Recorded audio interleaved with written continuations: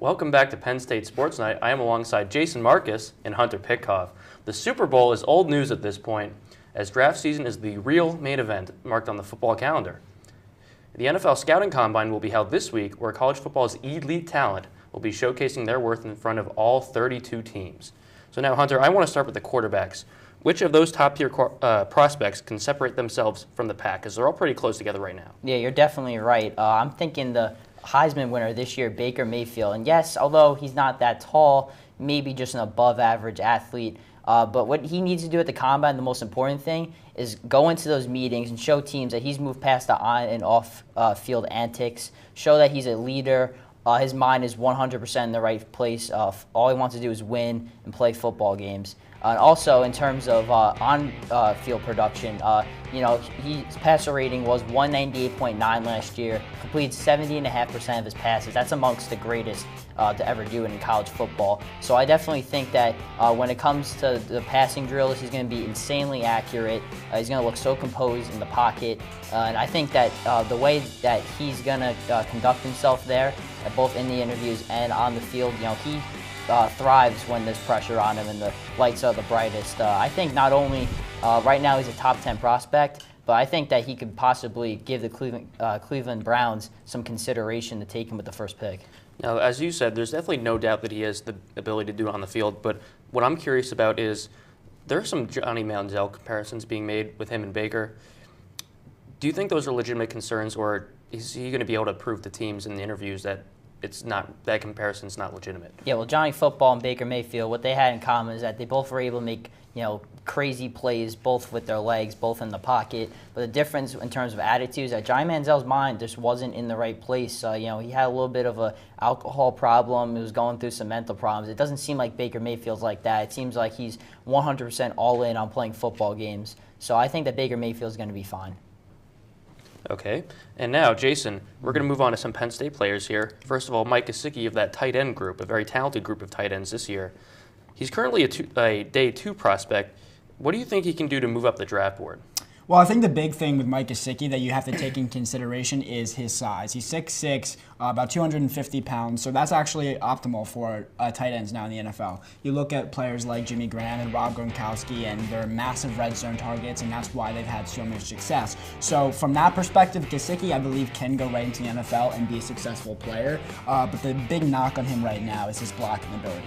It's not that great. A lot of teams are kind of concerned about it. I actually read somewhere that one analyst believed that he was a liability and might as well not even put him out there. So he's definitely got that to prove. Unfortunately for Mike, there's not really drills at the Combine that are specifically able to show your blocking ability.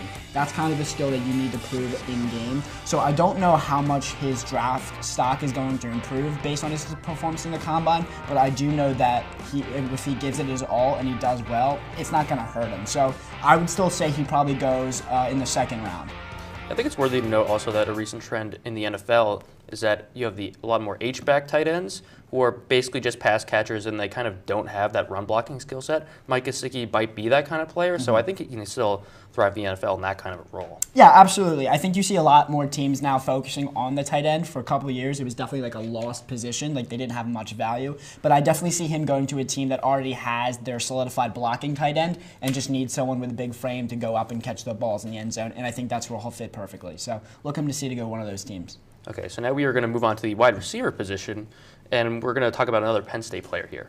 So we got Deshaun Hamilton. He's a very interesting wide receiver prospect, and he's had a great Penn State career. And now, after an impressive Senior Bowl, what do you think he can do to wow scouts some more? Well, I think the one thing that Deshaun Hamilton has working against him is a lot of scouts don't believe that he has the top tier speed to be successful in the NFL. But the one thing, he has got a lot going for him as well. For example, one of the things that when you talk to scouts about Deshaun Hamilton, the first thing they mention is his character. He's probably got, as far as like off the field issues, you're not going to have any with Deshaun Hamilton. He's a top-notch human being, very selfless, very compassionate. So I think he has that going for him. Not to mention that he's a very crisp route runner, which we see in the NFL now that's kind of an underrated skill. I look at the guy like Antonio Brown, who maybe not be the fastest guy in the league, but he runs a route better than anyone, and that's why he's the best. So Deshaun Hamilton has that going for him, and another advantage that he has is based on his size, he's only about 6'1". So he's not the biggest guy in the room, so he's going to be playing more of a slot type role at the next level. But that works to his advantage because even as a slot wide receiver, he's got the size that's bigger than most. A lot of times you're seeing slot wide receivers, they're like 5'10", Austin, who can just burn you down the field, but they're not that big. Deshaun's kind of the opposite. He's a little bit bigger than a slot, but he just may not have the speed, but he's a good route runner. So I still think he'll get drafted relatively high. I would say probably around the 3rd or 4th round for him. I'll say this for Deshaun.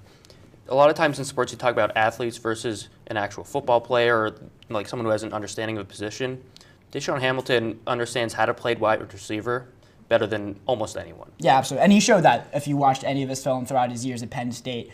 It wasn't a fluke that he holds the record for most catches as a Nittany Lion in team history. So definitely not. And now, Hunter, back to you. Lamar Jackson currently is listed as a quarterback, but depending on what happens at the combine for him, teams may view him as a wide receiver, and some scouts already do. So what do you think he needs to do in order to prove that he can be a quarterback in the NFL, or is he really a wide receiver to you? If NFL teams are asking Lamar Jackson to play any other position outside quarterback, basically you just need to tell him to kick rocks and have fun playing against them next year. Lamar Jackson, the reason why is he's just an explosive athlete. He's got a great chance to break the 40-time amongst quarterbacks at the combine.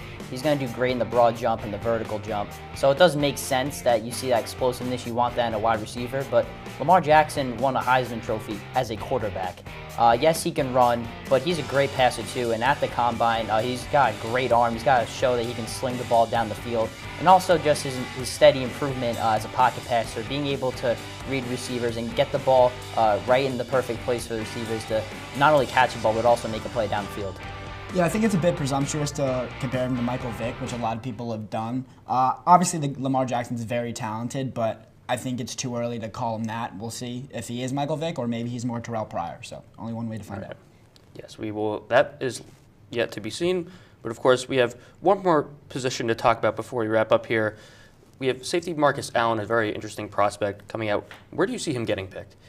I would say Marcus Allen is more kind of more along the lines of Deshaun Hamilton, about a mid-round pick. I would say around 4th or 5th round. Listen, you love the guy. He's a lot of fun to be around. He's got great character, but his strengths aren't so much in coverage. He's just a really good run defender. He's not afraid to hit people. He's fearless. So if he goes to the right scheme, he could be very successful, and I would see him go into around the 4th round. That'll do it for us at the NFL Combine. Now moving on to DJ Bauer, who is doing bracketology, or as he likes to call it, Bauertology.